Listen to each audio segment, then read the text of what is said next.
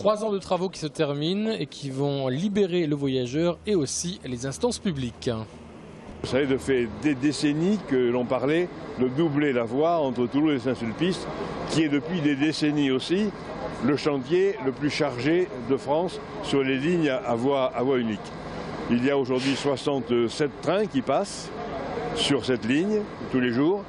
Nous espérons pouvoir augmenter le nombre de trains dans les années qui viennent. Elle est importante puisqu'elle dessert tout le quart nord-est de Midi-Pyrénées.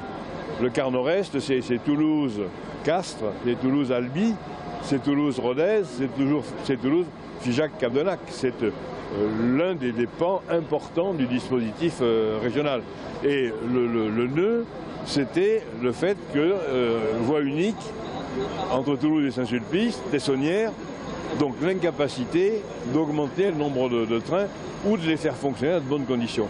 Le plan rail, c'était 820 millions, mais il ne faut pas oublier que la région donne 600 millions pour changer le matériel roulant.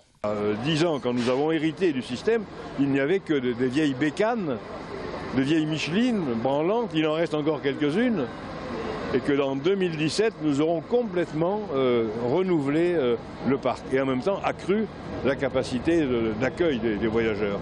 Le transport express régional, c'était en Midi-Pyrénées 5 millions de voyageurs en 2002, 12 millions en 2013 et l'objectif 2020, grâce à ces nouveaux équipements, c'est 20 millions de voyageurs.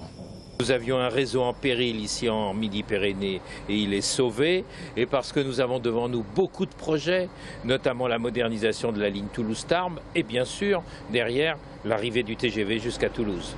Je n'opposerai pas transport régional et transport national.